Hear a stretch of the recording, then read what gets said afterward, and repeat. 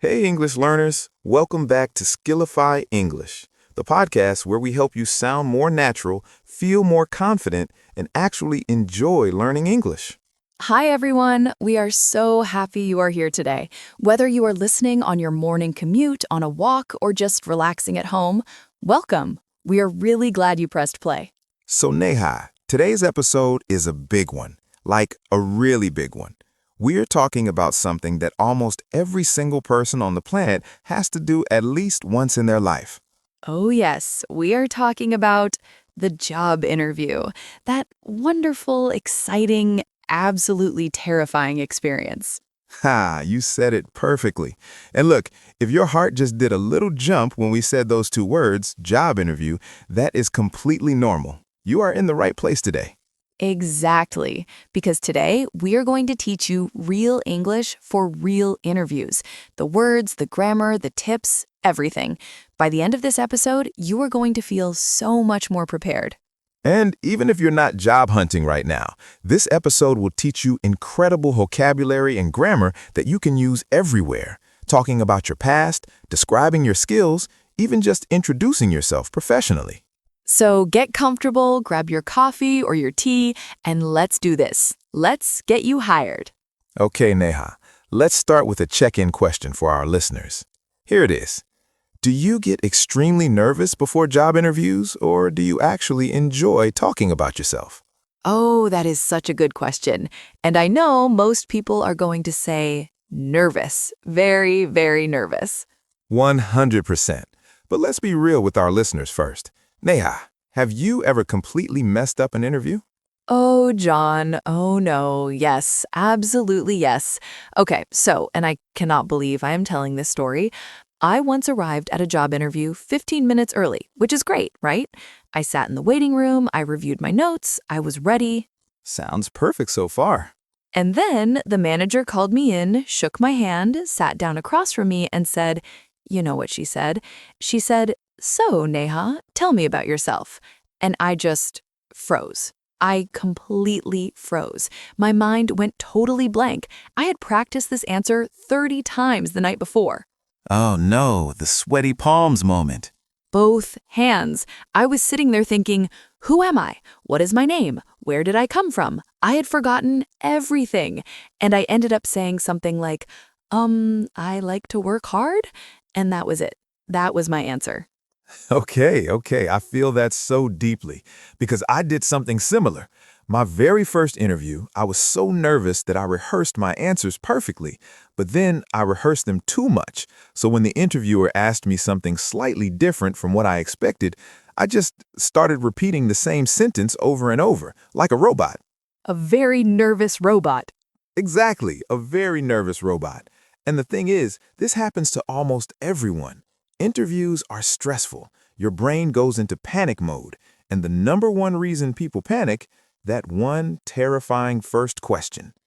So, let's talk about it. The question that makes even confident, experienced professionals break into a cold sweat. The question is, tell me about yourself. It sounds so simple, right?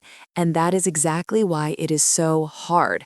Because when someone asks you to talk about yourself, your brain says, okay, where do I start? My childhood, my favorite food, my first job, my last job, my dreams.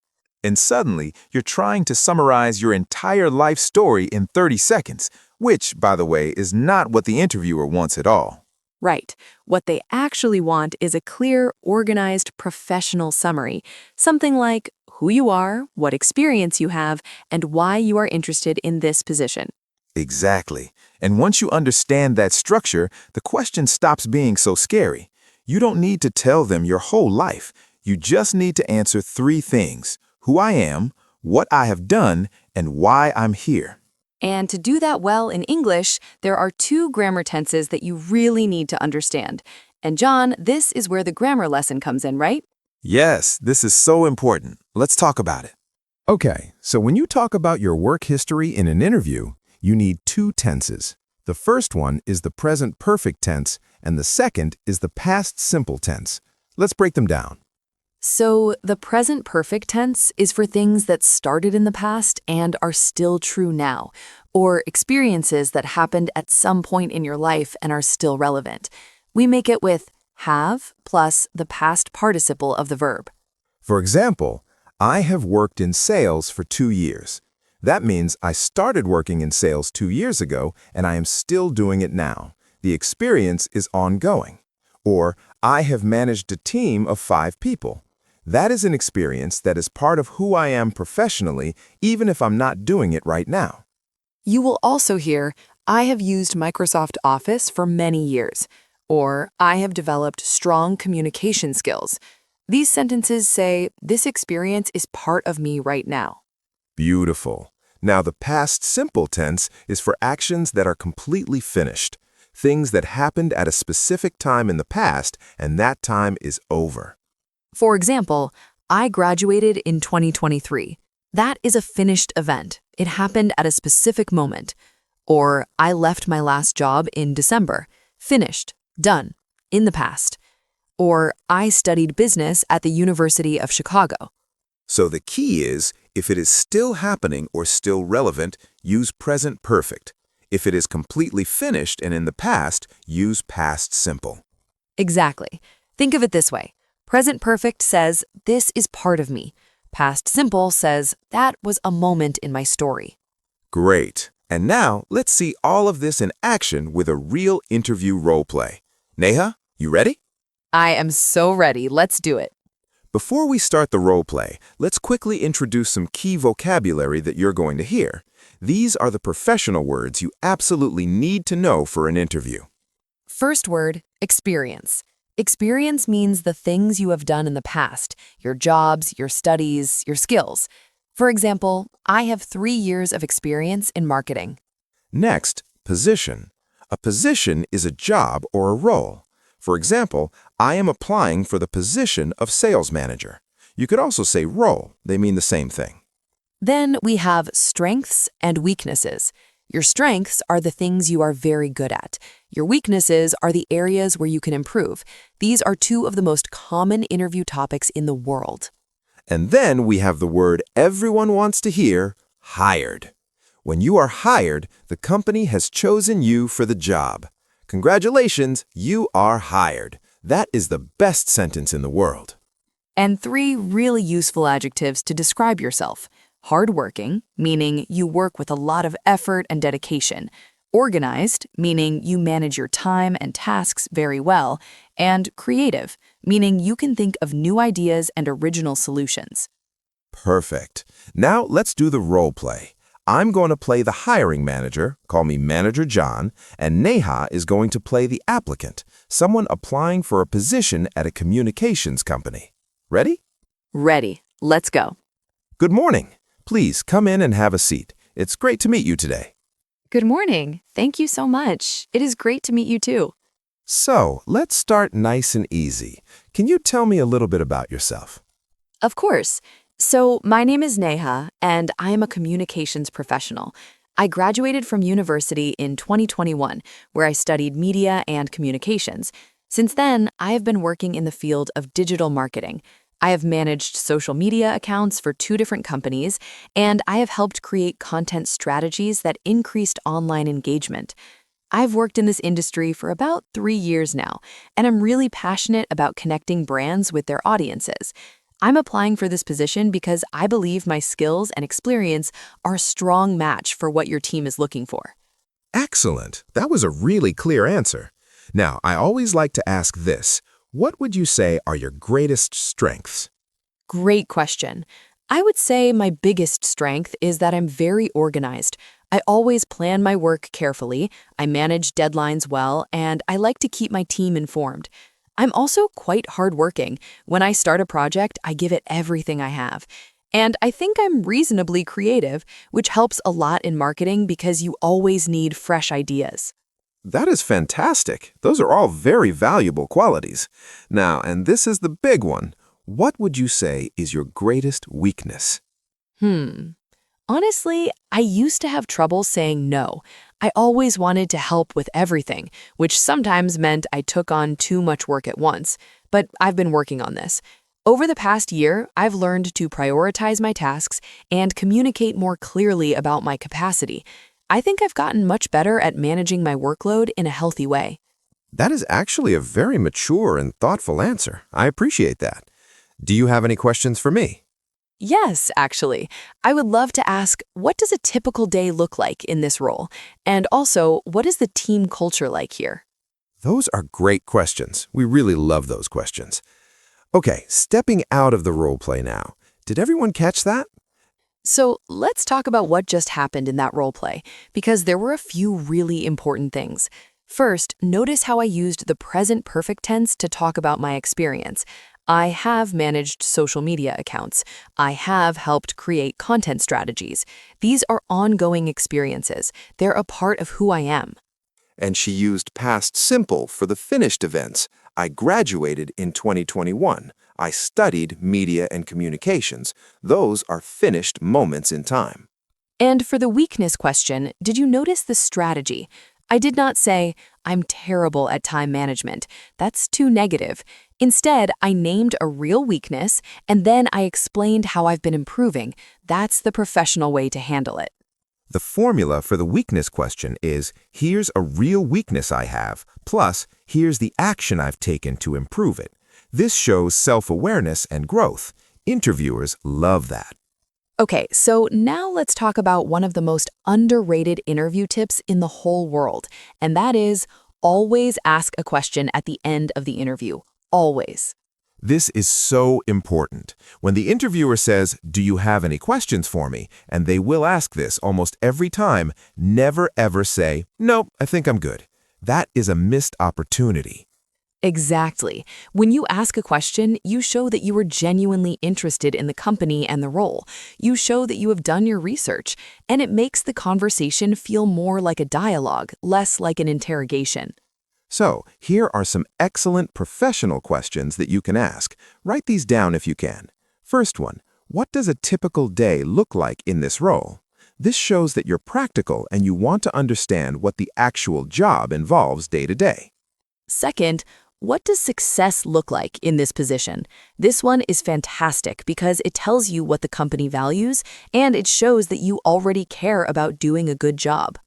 Third, what is the team culture like here?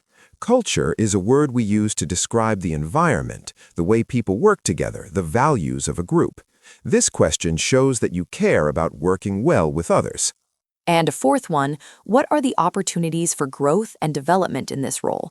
This shows ambition. It tells the employer that you are thinking about the future and that you want to keep improving. These are not just filler questions, they're genuinely useful.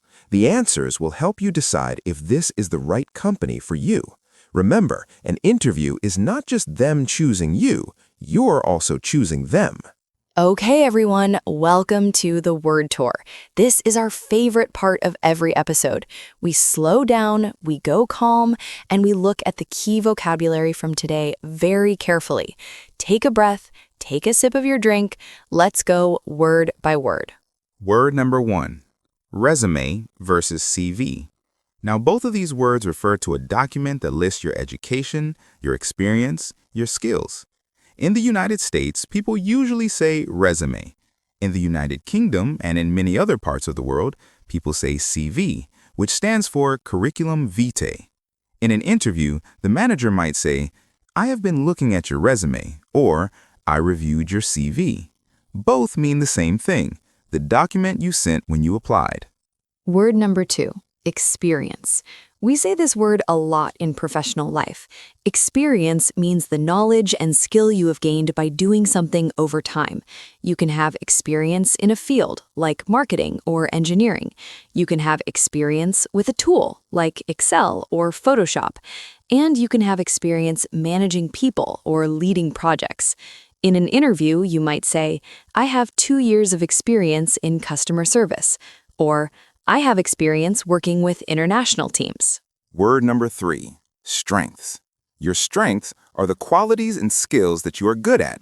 They're your advantages. Every interviewer will ask about your strengths because they want to understand what you bring to the table, what you can offer the company. Common examples of strengths include communication, leadership, attention to detail, problem solving, and creativity. When you talk about a strength, always try to give a small example. Not just, I am organized, but I am organized. For example, I always use a project management system to track my tasks. And our final word today, word number 8, hardworking.